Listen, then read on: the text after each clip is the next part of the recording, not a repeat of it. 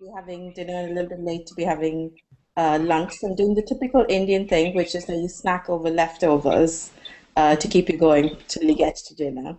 So I'm having things that I really miss that we have a lot in the house. So I have, which you can't see because I'm going to try and see if I can find a transparent container, but it's called rasam. So it's really like a hot, spicy soup that sort of is just completely watery and just filled with spices.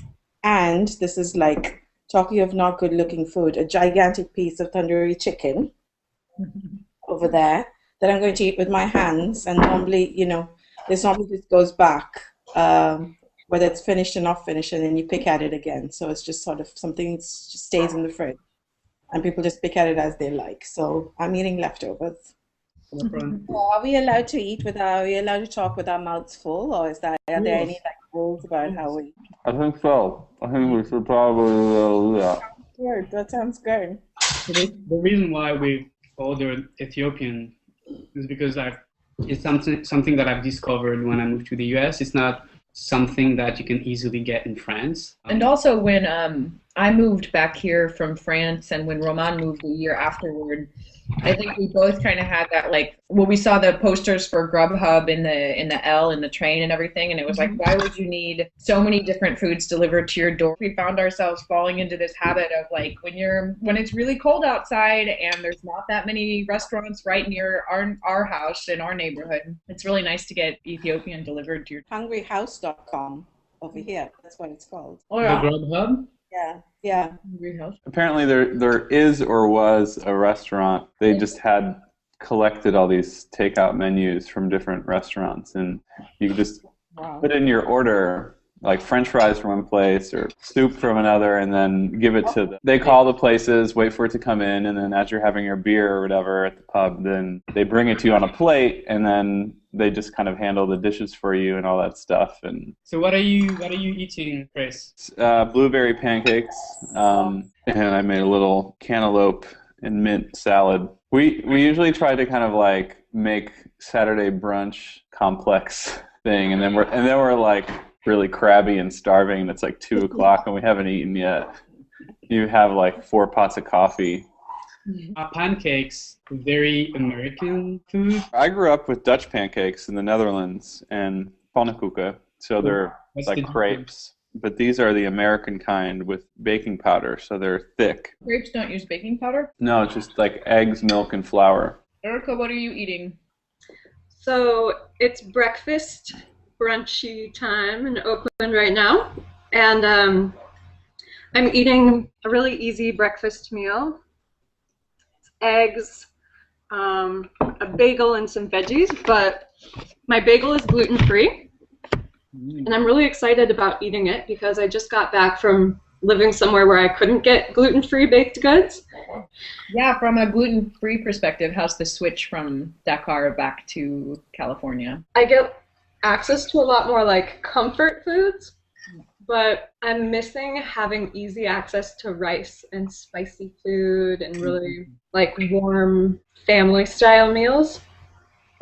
The first couple days I was back, I would get my meal, put it on my personal plate, and it just felt really weird to be eating by myself because like 7 months of never eating by myself, I didn't realize how I'd gotten used to like always having somebody else picking at the food with me.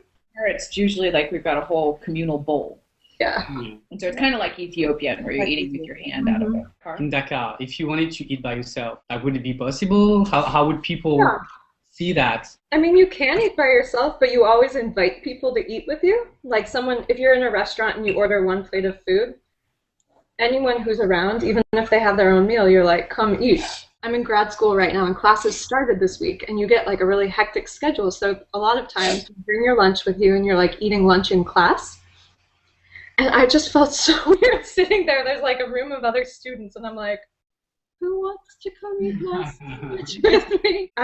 In Senegal, there's definitely like, when it's mealtime, it's mealtime. There's not that multitasking, like I'm going to be sitting in class eating something or I'm going to be working at my desk and doing something. It's like lunch is for lunch and chatting, and when you're done, and then you go back to your other activities. The day I found myself eating in front of my computer while I was working, I felt pretty weird about that, because what people usually do in France around noon, people like stop working and they go to bistros, they eat and they go back to work. You don't eat while you're working. I recently started working at home, and I spent the last 7 years or so doing, exactly what you're describing, which is basically, taking a half hour, an hour, to go eat. And in Chicago, that's typically a sandwich place. It gets pretty expensive. Now, the food trucks are a new thing, which I'm sure in San Francisco you have plenty of. It's a little bit more affordable and a little bit more casual. I actually quite like that you're able to just sit on a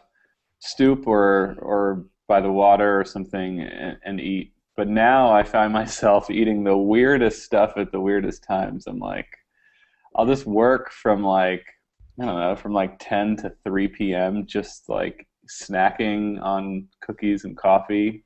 Yeah. And then it's like 3 o'clock and I'm like, all right, I'll make either like a really weird thing, like a bagel with hot sauce or something. Or I'll make like an elaborate meal in the middle of the day and then just like resume working way later, kind of liberated from the conventions. Do you feel liberated by it? Because like that's my first year of grad school. I kind of ate at random times, and for me it was really a symbol of like me not taking care of myself. It's like if anything, I give myself maybe a bit too much freedom as far as feeling liberated by it, where I'm like, I'm gonna have a beer at 2 o'clock and then I'm like, oh shit, I got a lot of stuff to do. But Erica, you just came back from Dakar, and you talked about the fact that when you were eating by yourself, you felt weird that you couldn't share it with the people around you. Have you felt other like shocks? Have you felt other like for the not eating around people? I guess it just gets so ingrained, like it's rude to not invite people to eat. But then I'm kind of in the classroom and I'm like, but then it'd be weird to invite people to eat. Other culture shocks, I think, they always say this in the US, like it's so much easier to like get food whenever you want it. Like things are open, restaurants are there to like run a business. Whereas in Dakar, like lunchtime for me would roll around and I'd be like, I'm dying of hunger. Mm-hmm. And you'd go to the restaurant and they're like, it's not done yet. And you're like, okay, I'll wait. And you're like, it's 2 o'clock. Oh my God. So like I found in Dakar, my body got used to going for these long stretches of time without food because you couldn't get it. And it's not like I didn't have enough to eat over the course of the whole day, but the timing of when meals happened kind of scheduled, but it was just like, it's ready when it's ready. Are there food trucks in London? So it's mobile restaurants? No, we have them a lot in India, actually. Like they kind of like roll up to the beach on the weekends and that kind of thing. So the parks and the beach and people, but I've never seen it here. I think you might have to do with like a license. Mm-hmm. You need a sort of license to actually sort of do that. And you do find them on the highways. Actually very American stuff. You might get like hot dogs and hamburgers and that kind of thing. Chris, I remember that a few weeks ago you made something that you call Dutch donuts. Oh, oliebollen? Yeah, so I went online to see the photos of the donuts. It didn't look like donuts to me, and I wanted to know why you decided to like translate the Dutch name into Dutch donuts. Was it just the best way to communicate what it was to Americans? Or? Yeah, because the literal translation is oil ball, so not exactly. So it doesn't exactly bring people in the door, but yeah, it's for New Year's, and it is very decadent because it's a deep fried donut. It's sort of like a beignet. So donuts, every country has its donuts fried they're all fried pretty much. The ones with the holes are actually the minority as far as donuts go, which most donuts are just like a fried ball of yeast dough, or like if you think of like pizza dough just dropped in a deep fryer. That's kind of like we found those in Hong Kong when we were there this summer, and they have them in Holland and in New Orleans and Mexico. But yeah, these have like apples and raisins in them, drown them in powdered sugar. They're delicious. Do you guys miss things that you grew up with that you can't get around you? I grew up in Salt Lake City, Utah. I'm living in California now and have spent good chunks of time in West Africa. So it's kind of like those three places have become what I consider home now. Living in California has made me more of a food snob, or I guess I should say food appreciator, because we have so much good access to so many delicious things. So it's funny, like when I'm in West Africa, there are a lot of things that I really miss, like in the Bay Area. There are certain foods that I think of as like Bay Area staples, like arugula, kombucha, really good coffee, gluten-free stuff, organic. But then when I'm in California, I miss that like really spicy, like heavy communal eating. I like both. I think I'm gonna be like very stereotypical, but if there's one thing that I miss in terms of food, might be bread.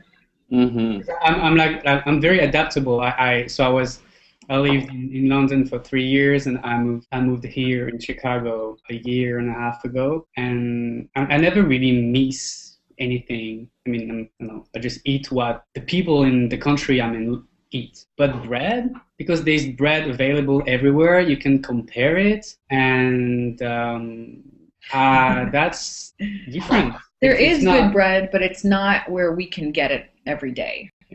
It's like you have to make a trip to a place that has good bread. Exactly, yeah. And I'm an intensive bread eater, so it's just... What do they call it? The staff of life? I have a question for Chris. So I lived, in 2009, I lived in the Netherlands for about a month. Not long enough to really get super used to the culture, but, enough to kind of get a sampling of things and try foods. So I'm curious what kind of foods you miss from having spent a lot of time over there. Because I grew up in a Dutch and American family. My mom's American, so we would have the experience of kind of having treats from the States in Holland growing up. And so a lot of those things that you can kind of interchange between countries or that people can bring over on planes are usually like food commodities and packaged things. So like a jar of mayonnaise or hagelslag, which is like the chocolate sprinkles you put on your bread with butter. Mm-hmm.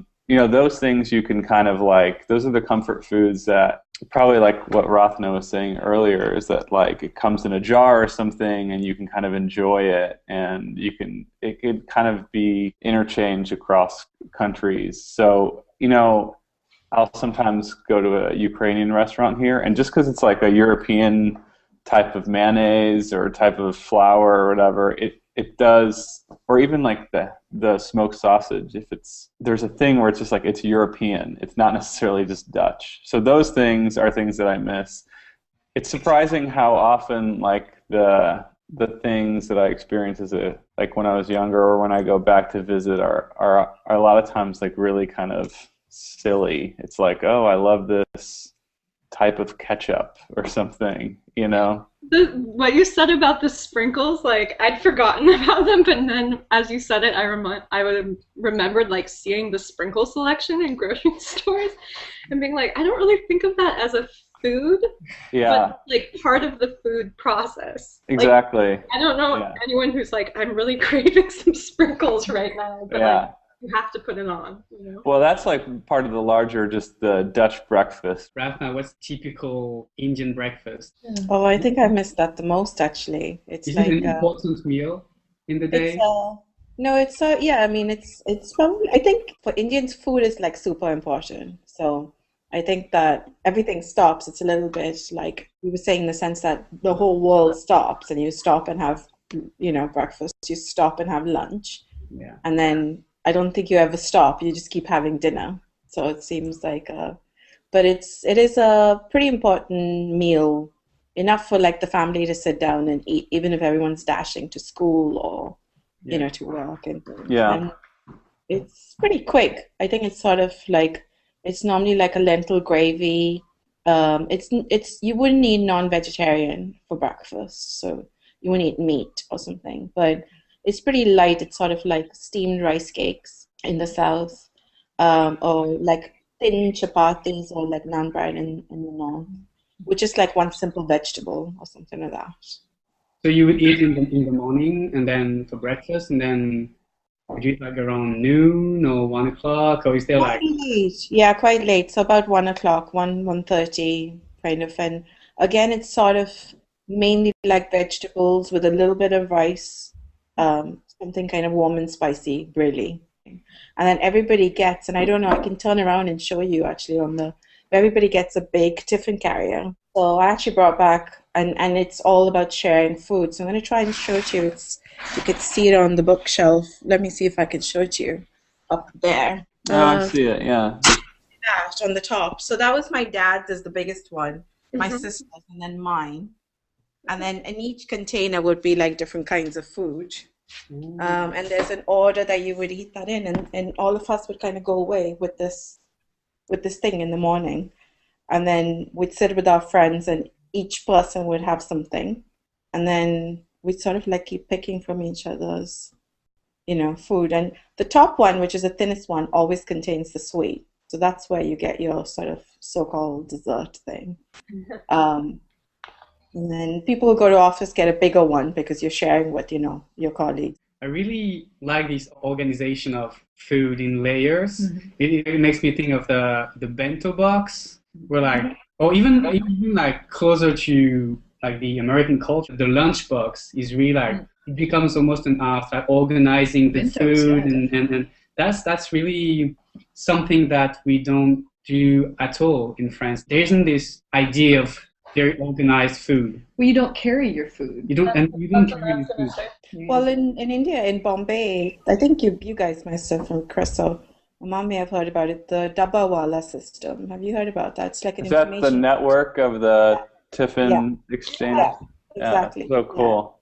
Which is like you order your meal, and then it's sort of based on your locality and based on the office and the floor and the desk that you work in. There's an information design, a very crude information design system on the box.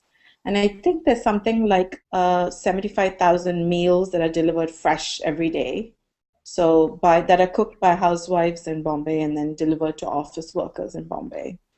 So it's not the housewife preparing for her husband. It's that No. it's all Yeah. organized, kind of like Grubhub, except like personally organized.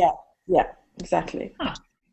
Ratna, I wanted to ask you, you're in kind of an interesting situation with being able to get things from home because of the connections between London and India. So what's it like for you? I mean, you can get a lot of stuff, but maybe not everything. I think it's hard because a lot of people say that, the sort of myth is that you get a lot of really good Indian food in the UK. Yeah. I think you get a lot of good Indian food in the Bay Area and in Chicago actually because it's actually like authentic Indian ingredients. Here it's a mix between Bangladeshi and North Indian and people who have come over in the 50s and 60s. So it's sort of a mix of that. So from the south where the food is quite different, I struggle to get ingredients from like South Indian ingredients, which actually the Bay Area is very good at because I think there's a large population there. So half my suitcase pretty much when I come back from India is filled with fresh spices that go straight into the freezer. So they stay kind of like fresh and sort of. So a lot of the chili powder and all my ground spices, all of that. And some of it comes from Sri Lanka because my mom's Sri Lankan and my dad's Indian. So I have a mix between those. Erica, did you bring any gedge back? Ew, no, I hate gedge. What is Gedge that? It's this like smoked kind of dried fish, and it just smells like totally rank. But if you use just like a tiny bit in it to make this sauce that Erica's talking about for like the national dish chibujen, so rice and fish. It's like you need this little bit of like very pungent kind of fish. Like that secret ingredient that kind of makes it authentic Senegalese. Yeah, and so since I work with Senegalese migrants and stuff, one year I brought back some, to kind of like reinforce my networks and to share amongst the Senegalese people I know. But it was, what I thought was phenomenal was that in Dakar, people just like knew how to help me package it up. Like it was like not even a question of, can I take it? How would I do that? It's like, well, we'll go buy it and then we'll wrap it up in duct tape, obviously. Like, and it was like wrapped up in packing tape. It's like this ball of dried fish that they've just like compacted to this like dense thing that's all in like tape so that the smell didn't come out. And then they did the same thing with Cafe Tuba. So Cafe Tuba. I forgot to bring back Cafe Tuba. Crap. Yeah. What's that? Is that coffee? It's coffee, but it has coffee. It's spicy. I think it has like chicory in it, and it's and ginger. It's funny though, like when you do go to another country, that's kind of the requests that you get back from people who might, you know, be living. Oh yeah. I'm sure like every flight from Scotland, it's just like, I'm sure every suitcase has a whiskey in it. Yeah. Roman, when you were talking about bread and how that is like the thing that you miss the most, I think it's kind of interesting that it's bread. I mean, in a lot of ways that is for me too. I wonder if that's like a European thing or... The meals in, I would say in France at least, is, I mean, bread is a big part of it. It's not like you eat a lot of it, but if there's no bread, there's something really wrong about the meal. Yeah, I think the rice is the same for probably most of the world, actually. You know, like if the rice isn't, it's funny, like in living in West Africa before going there, I was like, rice is rice, no difference. But after a while, you're like, oh, this rice isn't cooked correctly, or like this is the wrong consistency. I think maybe there's that sort of affinity to whatever your main grain is, because that kind of forms the heart of a meal. There's this funny thing that I've always wanted to take a picture of this, but like when you walk into Walgreens, which you know, it's like Walgreens is like they have like some food, yeah, quote unquote, and then just like medicine and basics and it's a necessity store. But they always have this like little sign on the window that says like the current price of bread and milk. I literally went to Walgreens this morning and noticed the exact same thing. And it's like, what is that? Like a stock market ticker of like, first of all, the bread that they sell there could hardly be called bread. Like, it just really isn't, because it has like 38 ingredients in it. It's not bread. It's like a weird bread-like. It's funny how like in France people notice that the price of food increases when the price of a baguette increases. It means that the economy is going bad. You know, it's like very symbolic. I mean, it's the same with cheese in the Netherlands. And the same, you know, one of the first stock markets was cheese and flowers. You know, it's like, it still is kind of a thing like that. It's funny that the United States is one of the few areas that just doesn't really have that. I mean, maybe, you know, really kind of disgusting twist of fate, it's actually like the cost of a Big Mac that is the closest thing we have to that.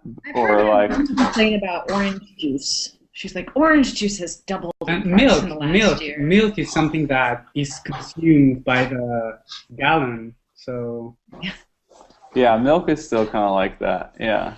Consumed by the gallon. no, but I mean, it's just like, okay, when I moved to the US and I saw like these gallons of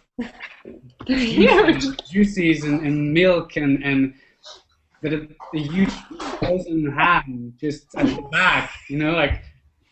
Well, what's weird that happens here is like if somebody complains about the price of bread being too high, instead of somehow changing agricultural laws and farm subsidies to lower the price of bread or to support the farmer, they actually just redefine what bread is here.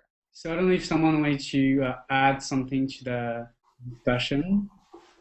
Well, I just felt, I have to say that it felt really comfortable. I mean, you know, it will be really totally comfortable to have you home and have us sitting around the table and eating. So that was my experience.